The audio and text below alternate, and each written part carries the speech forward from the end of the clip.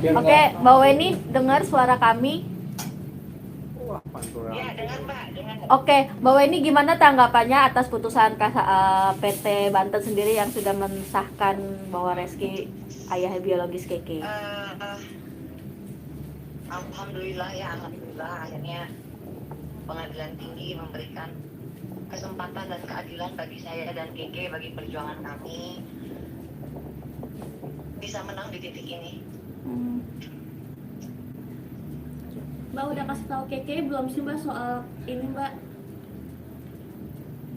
Udah, Keke kan baca berita juga di handphonenya, mungkin dia kan lagi rame itu kan, semua berita keluar situ. Keke cuman peluk sama bilang I love you mama. Mbak ada rencana? Saya sih yang nangis sebetulnya.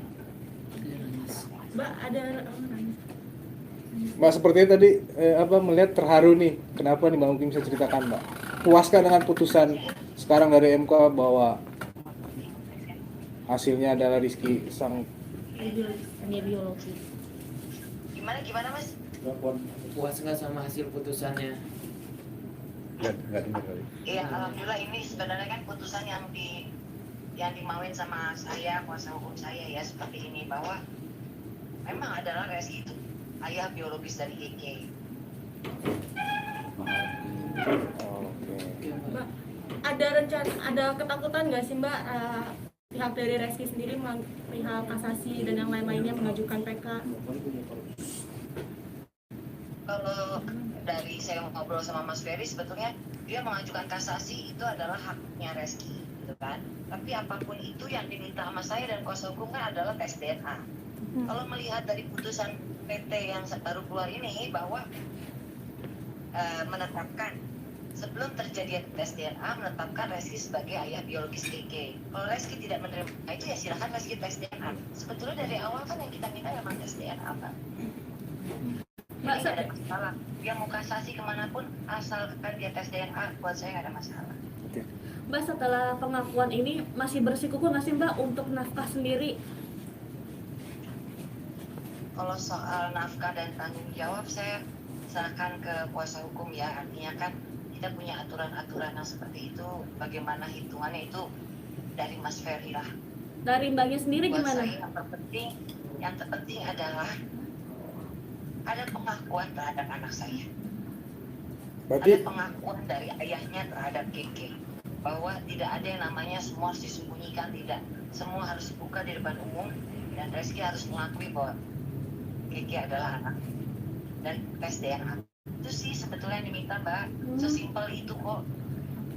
Mbak, sebelumnya kan sudah pernah ada tes DNA. Untuk keakuratannya sendiri, berapa persen sih terakhir kalau Reski ini memang ayah biologis dari sang anak?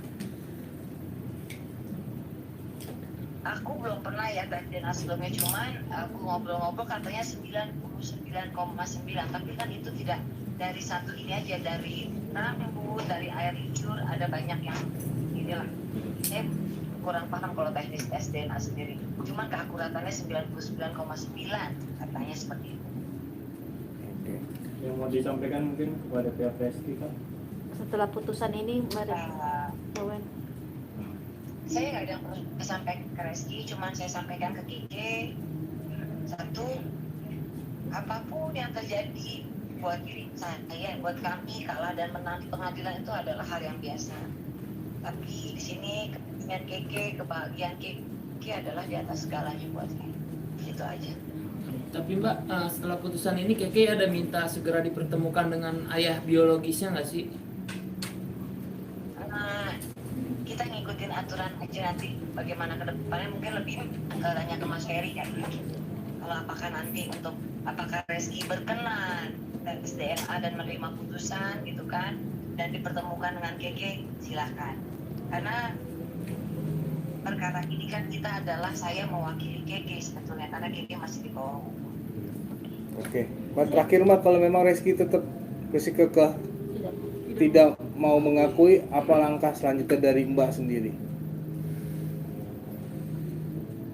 Kita ikutin prosesnya aja. Kalaupun beliau kasasi ya gue jangan, mungkin teknisnya kalau untuk selanjutnya bagaimana bisa ke tim lawyer kan ya.